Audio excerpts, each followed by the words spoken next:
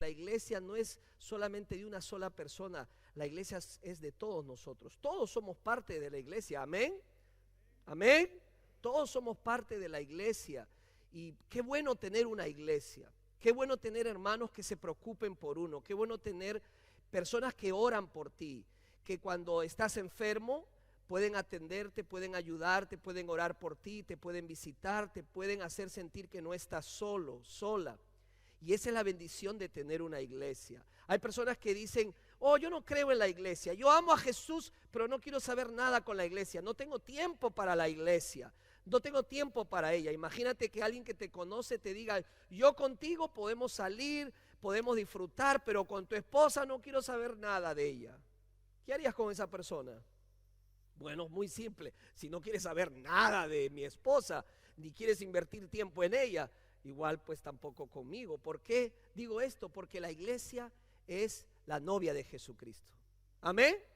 La iglesia es la novia, es el cuerpo de Cristo.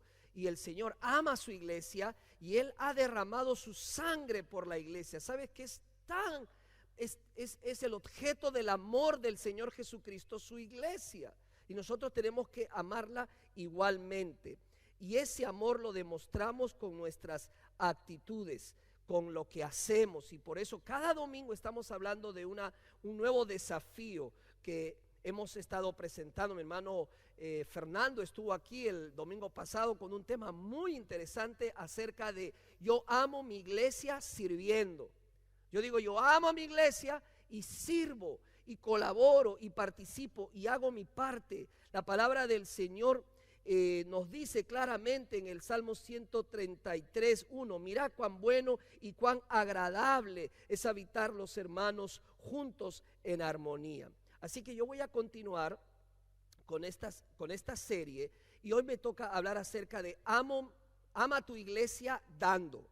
Ama tu iglesia dando, compartiendo lo que Dios nos da a nosotros. El amor, hermanos, requiere que nos congreguemos. El amor a la iglesia requiere que asistamos. La iglesia es más que un edificio que visitar, es más que un evento que atender.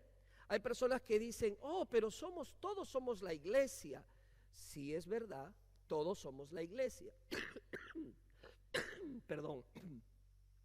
Pero también debemos recordar que Dios quiere que nos reunamos, que Dios quiere que nos encontremos juntos en un lugar como este, en un lugar como la iglesia. Damos gracias a Dios porque tenemos un lugar donde reunirnos. ¿Sabía usted que hay iglesias que no tienen lugar donde reunirse? ¿Sabía usted que hay iglesias que no tienen la comodidad que nosotros tenemos? ¿Sabía usted que hay iglesias que lamentablemente no disponen de un lugar para reunirse, para alabar y adorar al Señor? ¿Cuántos están contentos de estar en esta iglesia? Levante su mano. Amén.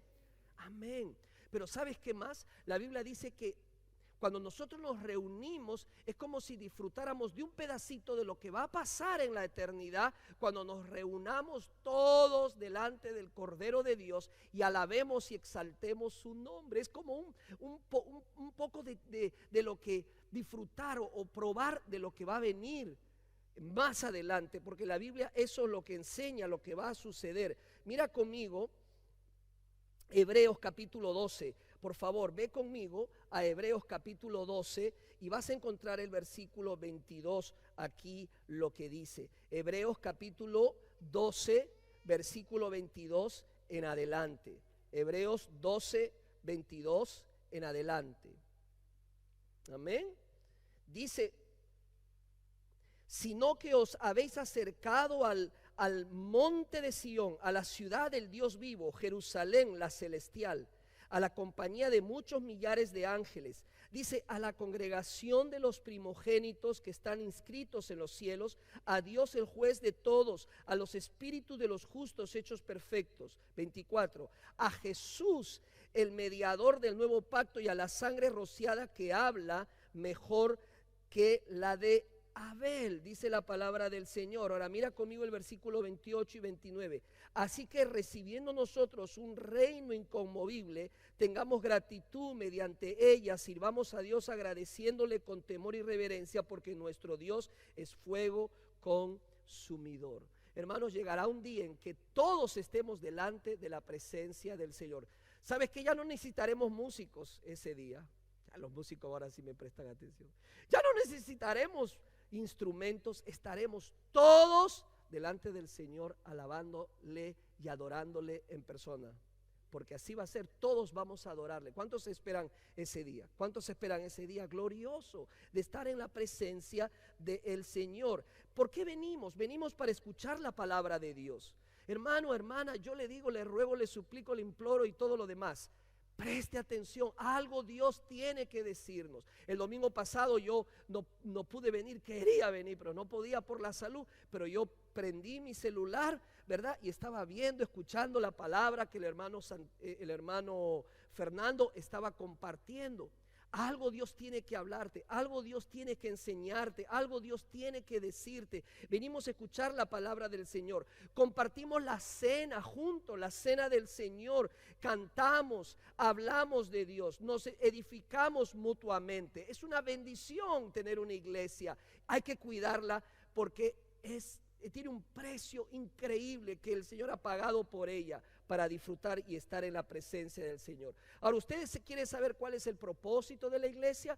Muy fácil, vaya a Hebreos nuevamente, a Hebreos capítulo 10, Hebreos 10, y ahí va a encontrar los famosos versos que aparecen en Hebreos 10, versículos 24 y 25. Hebreos 10, 24 y 25. Dice así la palabra del Señor.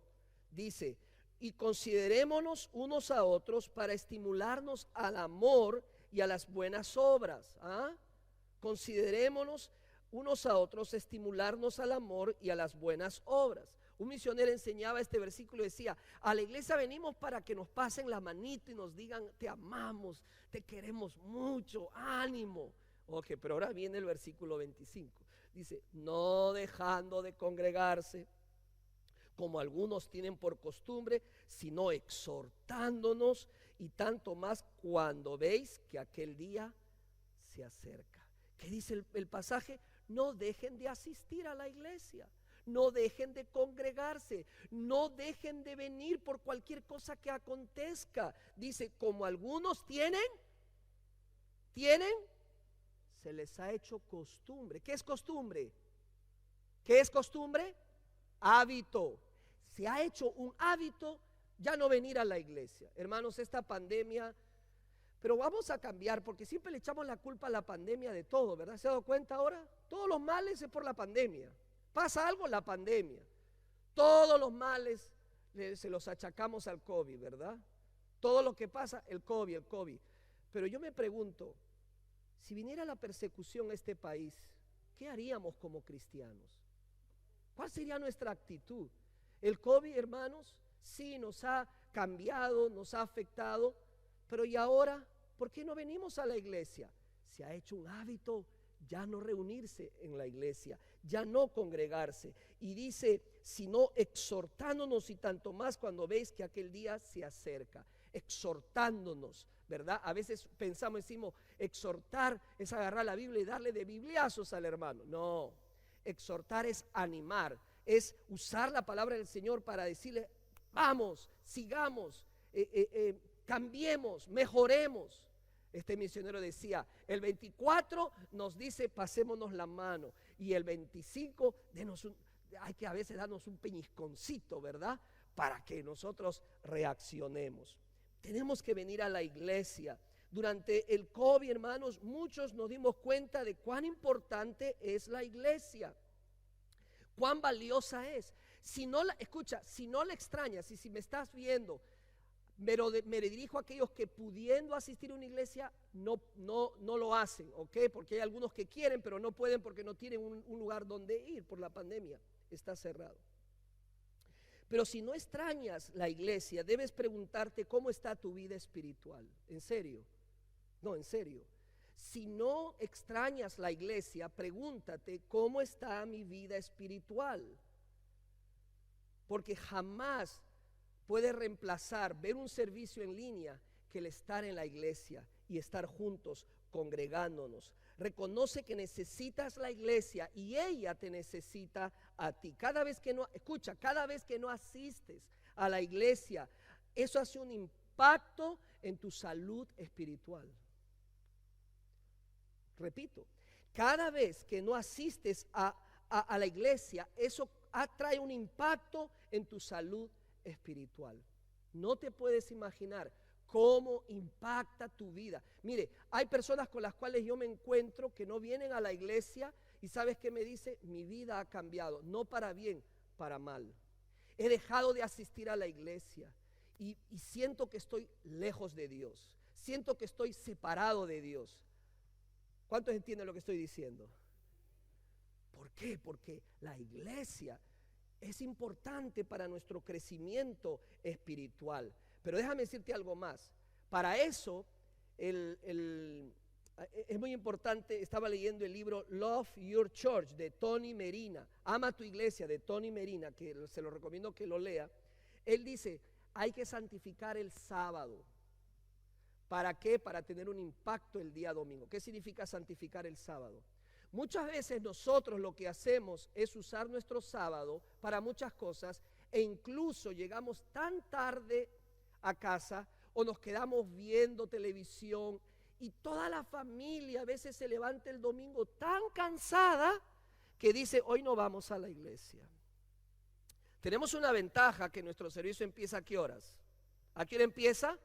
No me vaya a decir 1:45 a las 2, porque eso es la tardanza. No, nuestro servicio hasta ahora empieza hasta las 1:30. Entonces nosotros no tenemos ya para nada excusas de no llegar a la iglesia. Pero ¿cómo ayuda a santificar el sábado? ¿Cómo ayuda a prepararte y preparar a tu familia para el siguiente día? Hermanos, ¿sabes que hay personas que no llegan a la iglesia porque no saben qué ropa ponerse? Porque no planificaron qué ropa tenían que ponerse. La esposa le dice al esposo, no sé qué ponerme. Ay, está sucia mi blusa, no voy a la iglesia. Se ríen, pero a veces pasa. O igual los niños, ¿y qué le pongo a los niños? Son las 12 del día, ¿qué le pongo a los niños? Y el culto empieza a 1:30. Prepárate el día anterior. Déjame decirte algo, ¿sabe quién está interesado que usted no llegue a la iglesia? El diablo. Él sabe que si usted viene a la iglesia, su vida espiritual va a ser impactada. Él no desea que usted crezca, Él no desea que su familia crezca, Él no desea que tú hagas que tu familia crezca en la iglesia. Él daría todo para que tú no vengas a la iglesia y piense que es un tiempo perdido, pero el único afectado eres tú. Y prepárate porque siempre va a pasar algo. Prepárate para los imprevistos cuando venimos a la iglesia. Cuando tenía yo mis hijas chicas, siempre pasaba algo. Y siempre pasa algo. ¿Sabes que siempre pasan algo los domingos? ¿Te has dado cuenta? Siempre pasa algo el domingo. Es como que si se pusieran de acuerdo, pero siempre tenemos un problema. Siempre surge un imprevisto. Siempre sucede algo. ¿Y qué decimos? Ay, no vamos a la iglesia. Prepárate para esos imprevistos. Pero tú tienes que tomar la decisión. Aquí hay hombres, hay padres de familia, hay esposos. Y yo les quiero felicitar a todos ustedes. ¿Por qué? Porque usted es la cabeza de su casa. Si usted como papá no viene a la iglesia, si usted como padre se está quedando en su casa mientras su familia viene, si usted tiene, y se lo digo con todo amor y con toda firmeza, si usted le dice a su mujer, lleva tú a los chicos, yo me quedo, usted le está haciendo un gran daño a esa familia. Porque usted le está diciendo, la iglesia no es importante. No necesitas la iglesia para tu vida espiritual. ¿Sabe qué significa eso? Eso significa que Jesús está equivocado y lo que Jesús hizo en la cruz por nosotros no sirve. A ese grado es lo serio. Yo felicito a los varones que están aquí demostrando con su ejemplo venir a la iglesia. Porque ese hijo tuyo, escucha, ese hijo tuyo cuando vaya creciendo, él va a querer venir a la iglesia. Esa hija tuya cuando vaya creciendo va a rogar que le traigas a la iglesia. Pero lo contrario va a ser lo mismo. No va a querer ir a la iglesia. Créame, hermanos, hay familias que ruegan a sus hijos venir a la iglesia y no lo quieren, y no quieren venir a la iglesia, y cumplen los 18, 19 años y los pierdes por completo. ¿Sabes por qué? Porque éramos de aquellos que decíamos, hoy no vamos a la iglesia, hoy vamos a la playa, hoy vamos al parque, hoy está a 70 grados y hay un buen sol. ¿Por qué no nos vamos a pasear? Y así vamos dejando de asistir. Y esa inconsistencia marcó una pauta en tu familia y le enseñó que la iglesia no es importante. que hay otras cosas más importantes que reunirse en la iglesia, Así que, hermanos, yo quisiera hoy compartir con ustedes que el amor que le tenemos a la iglesia también se ve por lo que damos.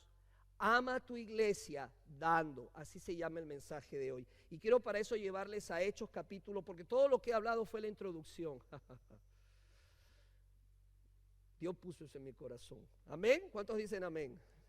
Bueno, espero que sea bendición. Hechos capítulo 4 y vamos a leer el versículo 32 al 36. Hechos capítulo 4, versículo 32 al 36. ¿Están listos? Hay muy pocas páginas que escucho que se mueven. Ahora sí estoy escuchando más páginas. Traiga su Biblia a la iglesia, hermano. Yo traigo mi Biblia. No hay como la Biblia. No la reemplaza ni el iPad ni el celular. Créemelo. Dice la palabra del Señor, versículo 32. Y la multitud de los que habían creído eran de un solo corazón y un alma. Y ninguno decía ser suyo propio nada de lo que poseía, sino que tenían todas las cosas en común. Y con gran poder los apóstoles daban testimonio de la resurrección del Señor Jesús, y abundante gracia era sobre todos ellos. Así que no había entre ellos ningún necesitado, porque todos los que poseían heredades o casas las vendían y traían el precio de lo vendido. Vamos a leer el verso 35 todos. 2, 3. Y lo ponían a los pies de los apóstoles y se repartía a cada uno según su necesidad. Que el Señor añada bendición a su palabra. Yo quiero explicarte muy rápidamente 3 razones por las cuales la primera iglesia, los hermanos de la primera iglesia eran tan desprendidos con lo que tenían. Vamos a la primera causa, la primera razón por las cuales este pueblo era tan desprendido es que había unidad de pensamiento. Tenían unidad de pensamiento, ese es el primer punto, unidad en lo que pensaban. Este pasaje comienza aquí diciendo que todos los creyentes eran de un corazón y un alma. En algunas Biblias dice eran de una mente. La palabra clave aquí es que dice eran creyentes, y la multitud de los que habían creído eran creyentes. Estos eran hijos de Dios, creyentes que habían aceptado a Cristo como su Salvador y Señor personal. Esos creyentes, ese grupo de cristianos estaban unidos. Y estaban unidos a Cristo Jesús. Los creyentes eran uno. Ellos se sentían solo uno. Eran uno entre sí porque habían creído en el mismo mensaje y amaban al mismo Señor con todo su corazón. Cuando ponemos a Cristo en nuestras vidas, eso nos une. Cristo en mí y nosotros en Cristo Jesús. Él nos une, Él nos hace uno en el Señor Jesucristo. Por eso la palabra de Dios en 1 de Juan capítulo 1 versículo 7 dice así.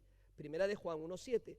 Pero si andamos en luz, como Él está en luz, tenemos comunión unos con otros, y la sangre de Jesucristo, su Hijo, nos limpia de todo pecado. Dice, cuando andamos en luz, como Él está en luz.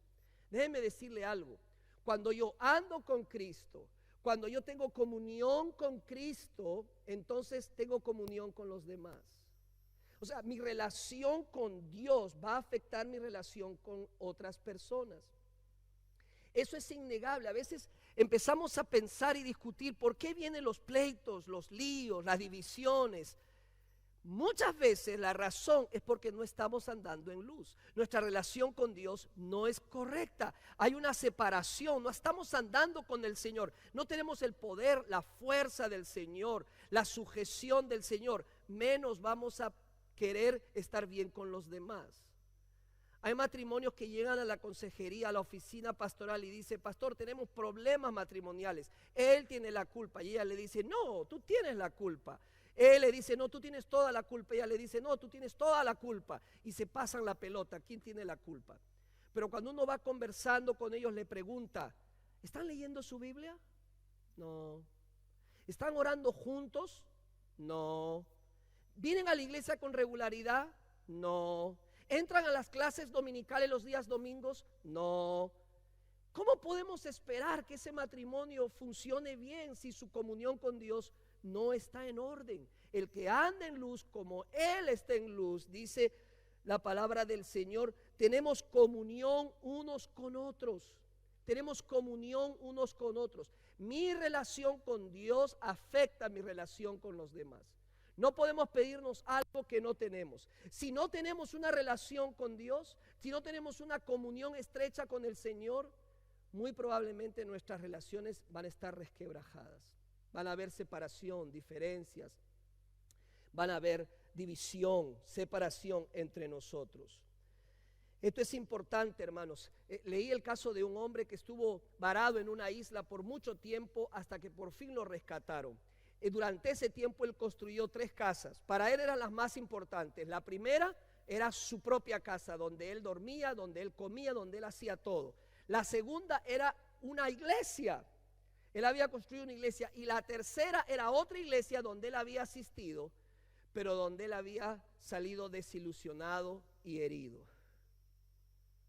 Muchas veces pasa eso en nuestras vidas. Somos heridos o herimos. ¿Por qué? Porque en principio nuestra relación con Dios no es correcta. Nuestra comunión con Dios no está bien. No fue así en la iglesia primitiva. En la iglesia primitiva, hermanos, vemos la diversidad de las personas. Habían personas de diferentes lugares. Si usted quiere, vaya a Hechos capítulo 2, desde versículos 7 al 11, y usted va a encontrar ahí en Hechos capítulo 2, 7 al 11, dice, estaban asombrados y se maravillaban diciendo, miren, ¿no son galileos todos estos que están hablando? Está hablando del día de Pentecostés. ¿Se acuerda que hablamos del Pentecostés? Capítulo 2, Hechos capítulo 2. Dice, todos se asombraron y decían, oiga, ¿cómo es que cada uno de nosotros, escucha, dice, los oímos hablar en nuestra lengua, en la que hemos nacido? Pardos, medos, elamitas, habitantes de Mesopotamia, Judea y Capadocia, del Ponto y de Asia, de Frigia y de Panfilia, de Egipto y de las regiones de Libia, alrededor de Cirene, viajeros de Roma, tanto judíos como prosélitos, cretenses y árabes, los oímos hablar en nuestros propios idiomas de las maravillas de Dios. ¿Qué estaba pasando? Estos hermanos habían recibido el Espíritu Santo y, ¿verdad? Dice que ellos recibieron ese espíritu y había como lenguas, ¿se acuerda? De fuego repartidas en ese aposento alto, y luego ellos salen y empiezan a alabar y adorar al Señor, y la gente de todos estos lugares empiezan a oírles en sus propios idiomas. Ahora la pregunta es, hay un milagro aquí, ¿verdad? ¿Cómo ellos podían escuchar la alabanza, la adoración en su propio idioma? Bueno, muchos decimos o hemos dicho que el milagro consistió en que ellos hablaron una lengua propia de cada persona que estaba allí. Bueno, algunos piensan que el milagro no fue ese. El milagro consistió en que ellos escuchaban en su propio idioma lo que se estaba diciendo. Yo tenía un profesor de teología, y él dice, es probable que el milagro consistió en que ellos oían la adoración en su idioma, no que los cristianos hablaban en otro idioma. ¿Qué piensa usted? Es interesante, ¿verdad? Interesante. Pero ¿cuál es el punto aquí? El punto aquí, hermanos, es que esta iglesia empezó a ser constituida por personas de diferentes pueblos, de diferentes lenguas, de diferentes extractos sociales, y todos estaban unidos. La iglesia primitiva estaba unida, dice la palabra del Señor, unida de mente, de pensamiento, pero también dice unida de corazón. ¿Cuántas veces usted le ha dicho a su esposa, yo te amo con todo mi corazón? Mi cucharón, algunos dicen, ¿verdad? ¿Verdad? Yo te amo con todo mi corazón. Hijos, ¿alguna vez le ha dicho a su madre, mamá, yo te amo con todo mi corazón? ¿Cuántos hijos dicen amén? ¿Hay alguien aquí? Yo te amo con todo mi corazón. Bueno, esta gente estaba unida de corazón. Su fe los había unido, y ahora su deseo de seguir a Jesucristo, el amor que tenían por Jesucristo se desbordó y creó un amor mutuo entre ellos. Hermanos, una de las cosas que me encanta de la iglesia de los Estados Unidos, a diferencia de otros países, es que nosotros tenemos una iglesia con mucha diversidad. Siempre me preguntan, pastor, en su iglesia todos son los mismos, vienen del mismo lugar, ¿sí o no? No. Yo le digo, no tienes ni idea, edúcate. ¿Cómo me va a decir una persona? Imagínate eso. Lo que yo le trato de decir a esa persona es, tú no sabes la belleza, la riqueza que las iglesias latinas en los Estados Unidos tienen. ¿Por qué? Porque aunque hablamos el mismo idioma, venimos de diferentes países. Y eso es delicioso. Óigame, estamos ya por festejar el picnic de las culturas, ¿verdad, hermana Claudia? Qué belleza de mesa esa. Tienes de todo y de diferentes países. Es un pedacito de cada país. Eso es maravilloso, eso es bello. Así que, hermano, hermana, no vaya por ahí tratando de convertir a alguien a su país. No vaya por ahí tratando de convencer a alguien que su país es el mejor país del mundo y que los demás no sirven para nada. No, todos son bellos. Amén. Todos los países son lindos. Todos los países tienen cosas maravillosas. Todas las culturas son bellas. Todos hemos sido creados a imagen y semejanza de Dios. Todos celebremos, hermanos, en octubre vamos a celebrar la cultura hispana, que es un ramillete de flores hermosas de diferentes colores, de diferentes sabores, pero nos une un mismo Cristo, nos une un mismo Espíritu, nos une un mismo Señor, nos une una misma palabra. Hermanos, sí se puede seguir juntos, avanzando. ¿Sabe por qué? Porque nos une el amor a Cristo Jesús.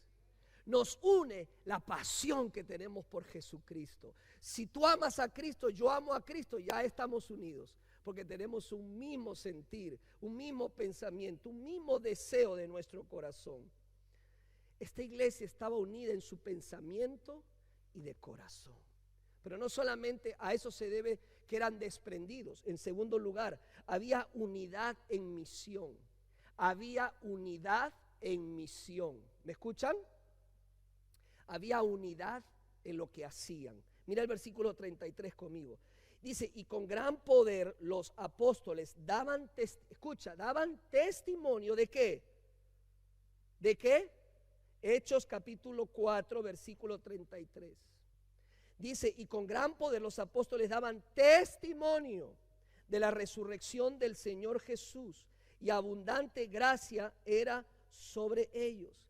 O sea, en otras palabras, estaban unidos en el amor al Señor, pero también estaban unidos en propósito, en lo que tenían que hacer, en lo que tenían que planificar, en lo que tenían que llevar a cabo. Eso es misión, porque el Señor no nos ha reunido solamente aquí para cantar y alabar y saludarnos. No, el Señor quiere hacer algo más con nosotros.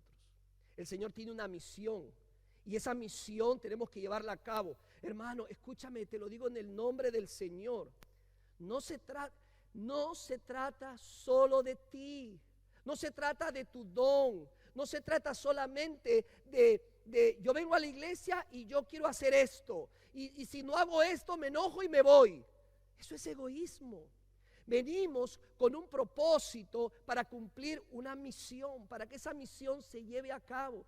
Como iglesia, nuestra tarea, hermanos, es predicar el glorioso evangelio de Jesucristo. ¿Cuántos dicen amén? Y unidos, mira toda la gente que hay aquí, unidos podemos llevar a cabo esa meta. Podemos hacer mucho. ¿Cuántos lo creen? Podemos hacer tanto. Mire, solamente quiero darle una probadita de lo que una iglesia puede hacer, lo que nuestra iglesia está haciendo. Los viernes, los hombres de la iglesia, los futboleros de esta iglesia. ¿Dónde están los futboleros de esta iglesia? A ver, no me van a quedar mal, pues chicos. Diga gol, aunque sea gol. Los futboleros de esta iglesia se reúnen los días viernes. Y ellos, escúchenme, ellos no solamente juegan fútbol, invitan a otros hombres a llegar a la iglesia. Algunos hombres que usted está viendo en la iglesia es gracias al trabajo que se está haciendo. Nosotros le llamamos fútbol de alcance. Lo que hacemos, lo hacemos con propósito. Solo te estoy diciendo una sola cosa. Aquí me han estado compartiendo algunos hermanos que tienen proyectos misioneros. ¿Sabes qué? No te lo puso fulano, sutano. Ese deseo en tu corazón por hacer algo te lo puso el Espíritu Santo. ¿Sabías eso? No te lo puso el diablo, te lo puso el Espíritu Santo. Por favor, no ahogues, no dejes, que no se sepulte ese deseo que tienes de hacer algo para alcanzar almas para Cristo. Todos nosotros juntos podemos hacer, y hemos logrado mucho para el reino de Dios, cuando nos unimos, cuando amamos al Señor y nos enfocamos en ese mismo propósito. Es bueno estar unidos en términos de nuestra identidad. En nuestro pensamiento decimos, todos somos hijos de Dios, pero eso tiene que avanzar hacia la unidad práctica, hacia el propósito de trabajar. Tenemos que tener unidad de propósito. Somos una comunidad, pero también se nos ha dado una causa por la cual vivir. No es solamente venir por venir. Tenemos una causa mayor por la cual incluso dar nuestra vida. Y es que este evangelio glorioso sea conocido y predicado hasta donde podamos llevarlo para que las personas conozcan a Dios y le glorifiquen por medio de Jesucristo. ¿Estás listo para eso? Amar tu iglesia implica involucrarte, ser parte de ese movimiento que está creciendo poco a poco. Estados Unidos, hermanos, estamos unidos en lo que somos por lo que Cristo ha hecho por nosotros, pero también estamos unidos de propósito, con visión. Eso significa que todas las diferentes partes de la iglesia deben trabajar juntas, enfocadas. No podemos dispersarnos, no podemos ir cada uno por su lado, no vamos a alcanzar nada. Podemos hacer mucho, pero tenemos que estar enfocados, unidos, asegurarnos de que todos estemos en la misma página. La semana pasada nuestro hermano Fernando nos hablaba de ama tu iglesia sirviendo. Y déjeme decirle que ha sido todo un éxito. Doy gloria a Dios. Nuestra hermana coordinadora de la campaña nos mencionó que hay como 13 o 15 personas que manifestaron su deseo de servir al Señor. De eso merece un aplauso. Porque se necesitan obreros, hermanos. Pero muchas veces las personas cuando llegan a la iglesia lo que desean es servir y enseñar en la escuela dominical. Conocí una persona que si no enseñaba en la escuela dominical no era feliz, incluso amenazaba con irse de la iglesia. ¿Por qué? Aquí está el detalle. No es un problema enseñar la palabra del Señor, es una bendición enseñar la palabra del Señor. Pero cuando una persona solamente está interesada en enseñar y no aprender de su iglesia, no conocer su iglesia, no empaparse de la iglesia, lo que estamos hablando es que puro egoísmo. Porque mi pregunta es, ¿qué una persona puede enseñar en una clase si no conoce su iglesia? Si no sabe lo que hace su iglesia, si no conoce los ministerios de su iglesia, si no conoce su programa básico de discipulado en la iglesia. No funciona. No funciona. Si yo quiero ser líder, si yo quiero enseñar, yo tengo que involucrarme en la iglesia, en la vida de la iglesia. Tengo que asistir a los eventos, tengo que involucrarme en los proyectos misioneros, tengo que tomar los cursos básicos de discipulado que ofrece esta iglesia. Tenemos la clase de bautismo, la clase de membresía, la clase Cristianismo 101, la clase ¿Dónde encajo yo? Tenemos un seminario de enfoque global que está pendiente de dictarlo. 5 clases básicas, 5 clases de discipulado básico.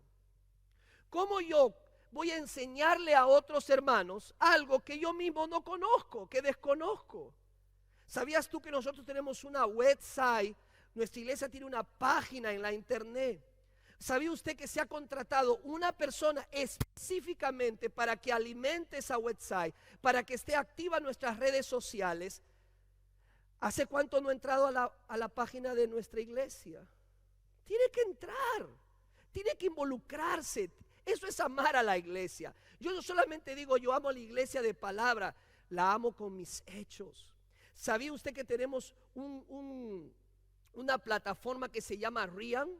Esa plataforma funciona excelente y te permite tener toda la actualización de todos los eventos que hacemos, cancelaciones, ahora que viene el mal tiempo y usted tiene que estar enterado si se va a hacer o no actividades.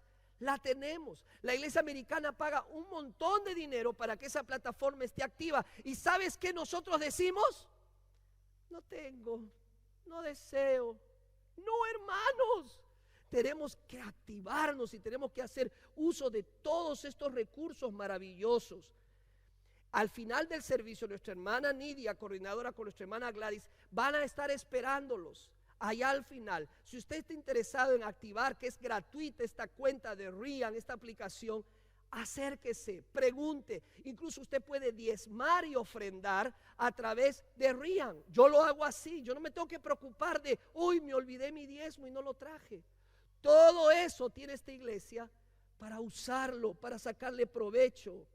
Úselo, hermanos. Esta iglesia tiene grupos de apoyo, grupos en donde nos reunimos y crecemos en la fe. Con dolor en mi corazón, veo hombres aquí que nunca los hemos visto en nuestro programa de discipulado de los días miércoles. Es un dolor, una tristeza, porque estamos creciendo y avanzando en nuestra fe. Tú no puedes decir, yo amo mi iglesia y solo aparecer el domingo. Eso no es suficiente. No vas a crecer, ni tu familia va a crecer. Hay damas que veo aquí que están conectadas al grupo de damas de los días martes. Un gran grupo de mujeres que están orando, intercediendo. Tienes que ser parte de un grupo. Al final de este servicio vamos a ir a clases dominicales donde hay para varones, para mujeres, para jóvenes y para niños. ¿Cómo te vas a ir de la iglesia sin darte la oportunidad de tomar estas clases? Esto es lo que yo creo que pasa. Tenemos mucho y no valoramos lo que tenemos. ¿Y sabes cuándo valoramos lo que uno tiene? Cuando lo pierde. Cuando ya no lo tiene, ahí es donde recién valoramos las cosas. ¿Cuántos hombres dicen, cómo no valoré la mujer, la esposa que Dios me dio y la descuidé? ¿Cuántas mujeres dicen, cómo no valoré el hombre que Dios me dio? Ese varón, no lo cuidé, no hice nada. ¿Por qué? Porque siempre decimos, allí siempre va a estar, ¿verdad? Allí siempre va a estar. Y no es así, hermanos. No siempre vamos a tener lo que tenemos. No nos confiemos. Disfrutemos y saquemos el mayor provecho a todo lo que Dios nos ha entregado y nos ha dado. Tercero, la tercera causa y última de por qué estos hermanos eran tan desprendidos, estaban unidos en las necesidades materiales. Mira conmigo el versículo 34 de Hechos capítulo 4. Dice, así que no había entre ellos ningún necesitado. ¡Wow! No había entre ellos ningún necesitado, porque todos los que poseían heredades o casas las vendían y traían al precio de lo vendido y lo ponían a los pies de los apóstoles y se les repartía a cada uno según la necesidad. Este pasaje termina diciendo así, no había entre ellos ningún necesitado. Toda persona que tenía necesidad material era cubierta. Las personas vendían lo que tenían, vendían una casa. Si a nosotros nos piden vendernos nuestra casa, ¿cómo actuaríamos? Pero había aquí hermanos que vendían sus propiedades, la traían a los apóstoles y usaban ese dinero sabiamente para cubrir las necesidades de las personas. Ahora, no dice los antojos ni los deseos, sino las necesidades. Hay una gran diferencia entre necesidad y deseo. Y tampoco esto es un aval para decir que la Biblia enseña en cuanto al comunismo. Esto no es comunismo, hermanos. Ahora que está muy en boga y escuchan mucho en las redes sociales el tema del comunismo. No está diciendo que todos tengan que ser exactamente iguales. Dios nos llama a la unidad, no a la uniformidad. Es más, esta es la única vez en todo el Nuevo Testamento donde se habla que repartían lo que tenían. Ya no se vuelve a hablar eso. Esto fue algo particular, sui generis, único para ese momento. Espontáneamente los hermanos, llenos del amor de Dios, se preocupaban para que todos tengan lo básico y lo necesario. Por eso damos nuestros diezmos y nuestras ofrendas. Porque tenemos una misión en común. Porque queremos que la iglesia siga haciendo su trabajo. Porque queremos que la iglesia siga alcanzando a los hombres para Cristo. Ese es nuestro deseo. Esa es nuestra intención. Habían dos muchachos que estaban discutiendo de la manera de dar. Y uno dijo, mira, yo tengo un método fácil, seguro para dar. Yo lo que hago es muy simple. Yo cobro mi cheque, lo cobro y lo cambio en billetes pequeños. Y en un momento yo llego a mi casa y lo que hago es hago un círculo dentro del piso. Hago un círculo y lanzo los billetes y todo lo que cae dentro es para Dios. ¿En serio? El otro le dice, no, yo tengo un método más efectivo que el tuyo. Yo lo que hago es cobro mi cheque, voy al banco, pido los billetes pequeños, llego a mi casa y yo lanzo todos los billetes al aire y todo lo que Dios coja en el aire es de Él y todo lo que caiga es mío. Hermanos, si para justificarnos somos expertos con tal de no dar, pero déjame decirte algo. 1, amas tu iglesia dando, ofrendando y diezmando, la amas a esta iglesia de esa manera.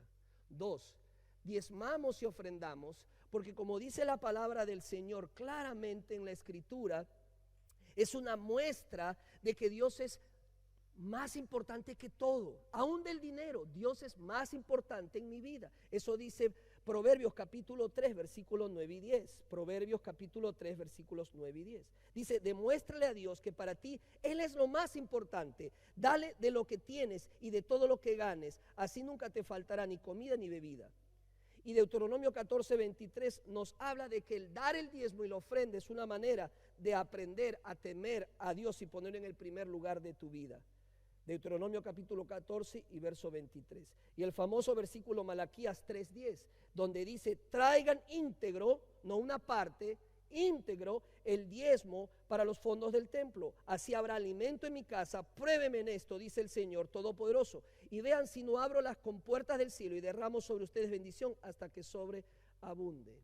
¿Sabe lo que está diciendo Dios aquí? Es el único verso donde Dios dice, ¿quieres probar mi existencia? Trae tu diezmo y yo te voy a probar que existo. Hermanos, yo sé que muchos de ustedes, si yo puedo dar testimonio, que Dios sí existe. Y Dios me ha bendecido mi familia, ha bendecido mis hijas. Y yo siempre conecto esa bendición a mi fidelidad en mis diezmos y en mis ofrendas.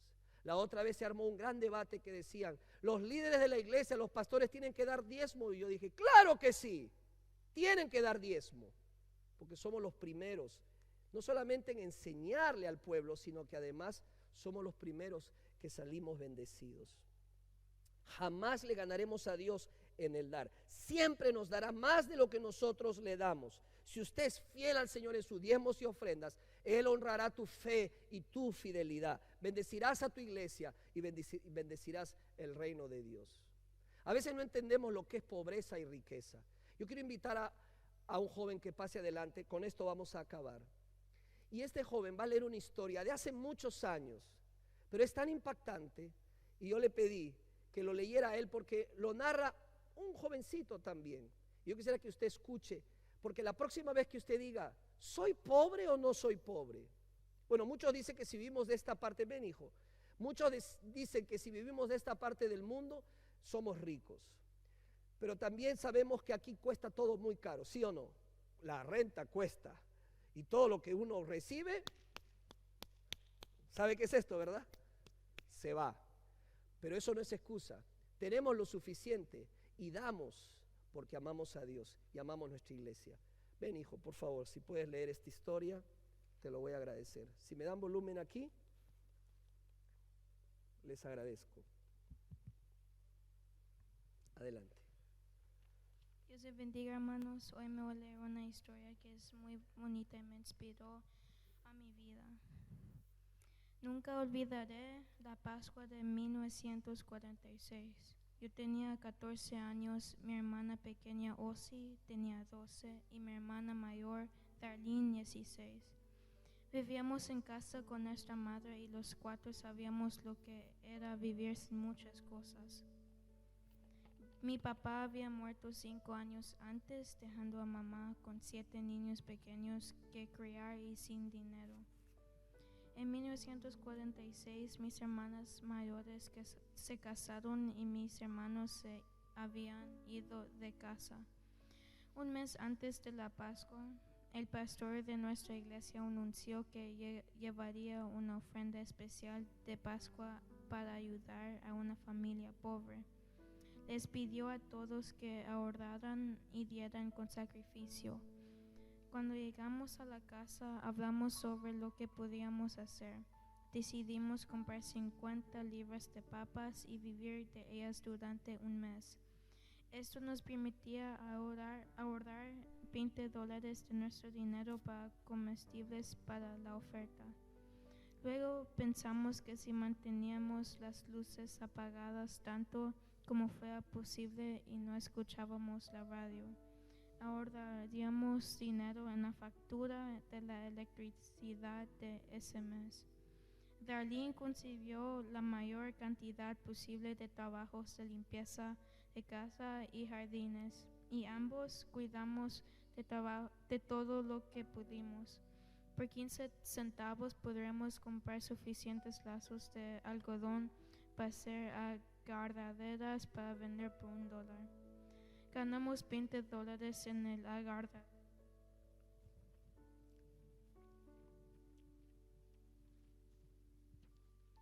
Ese mes fue uno de los mejores de nuestras vidas. Todos los días contamos el dinero para ver cuánto habíamos ahorrado.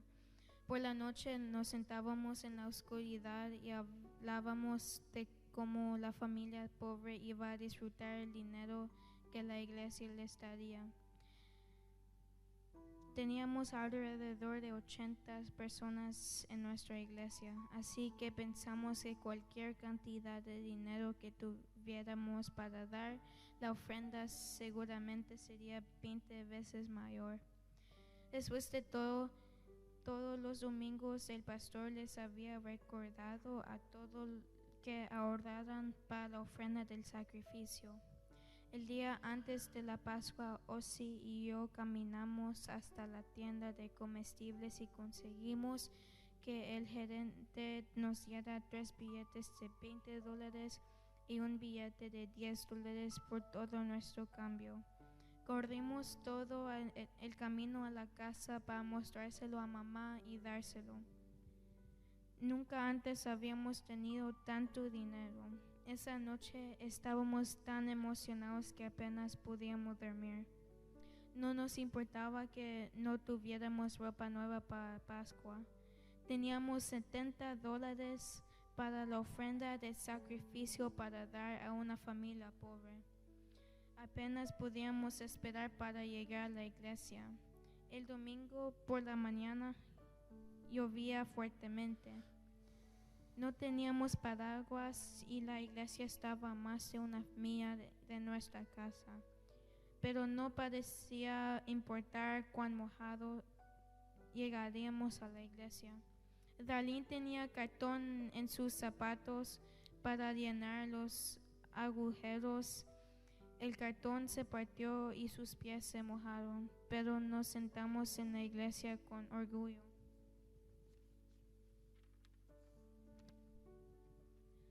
Escuché a algunos adolescentes hablar de unas niñas Smith se habían puesto sus vestidos viejos. Los miré con sus ropas nuevas y me sentí rico. Cuando se tomó la ofrenda del sacrificio, estábamos sentados en la segunda fila desde el frente. Mamá puso el billete de $10 y cada uno de nosotros, los niños, puso un billete de $20. Mientras caminábamos a la casa después de la iglesia, cantamos todo el camino. En el almuerzo, mamá nos trajo una sorpresa.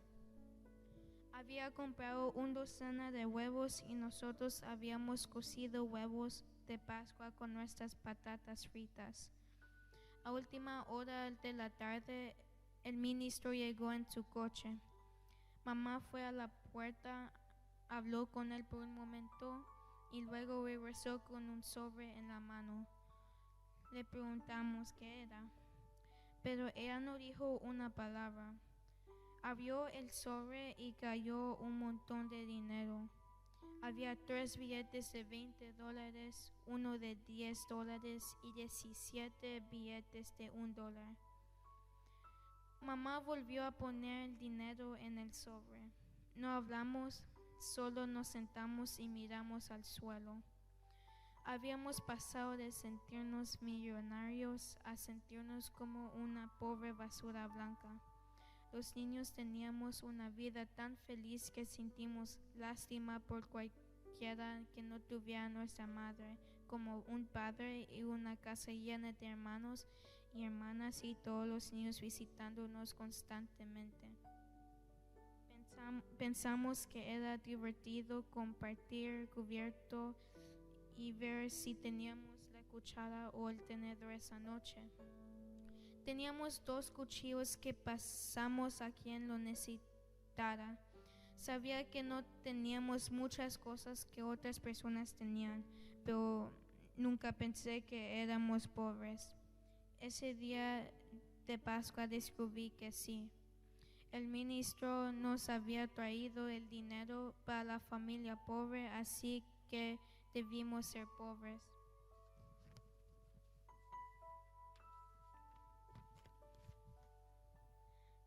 No me gustaba ser pobre. Miré mi vestido y mis zapatos gastados y me sentí tan avergonzado que ni siquiera quería volver a la iglesia. Todos ahí probablemente ya sabían que éramos pobres. Pensé en la escuela. Estaba en 9º grado y era el mejor de mi clase de más de 100 estudiantes. Me preguntaba si los niños de la escuela sabían que éramos pobres. Decidí que podía dejar la escuela ya que había terminado el 8º grado.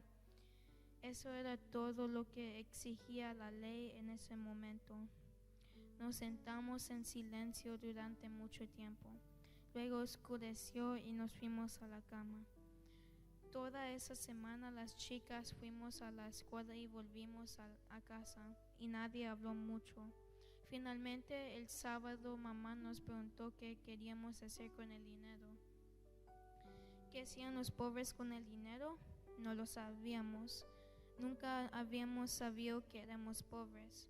No queríamos ir a la iglesia el domingo, pero mamá dijo que teníamos que hacerlo. Aunque era un día soleado, no hablamos en el camino. Mamá comenzó a cantar, pero nadie se unió y solo cantó una estrofa. En la iglesia tuvimos un predicador misionero. Habló de cómo las iglesias en África hacían edificios con ladrillos secados al sol, pero necesitaban dinero para comprar techos. Dijo que $100 pondrían un techo a una iglesia. El ministro dijo, ¿no podemos todos sacrificarnos para ayudar a esta pobre gente? Nos miramos y sonreímos por la primera vez en una semana. Mamá metió la mano en su bolso y sacó el sobre. Se lo pasó a Darlene. Darlene me lo dio y yo se lo di a Ozzy.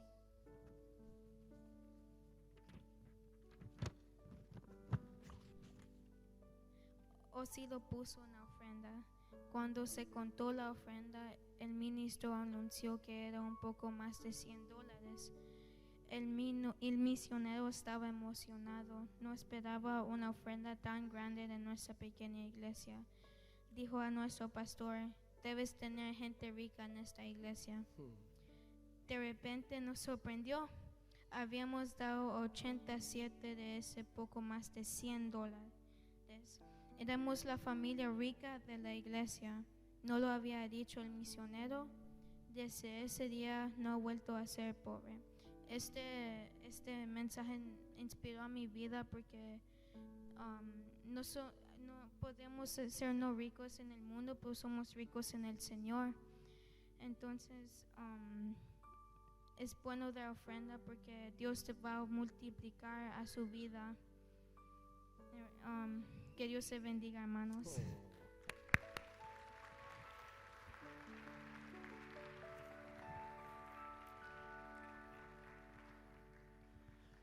¿Eres rico o eres pobre? Somos bendecidos por Dios.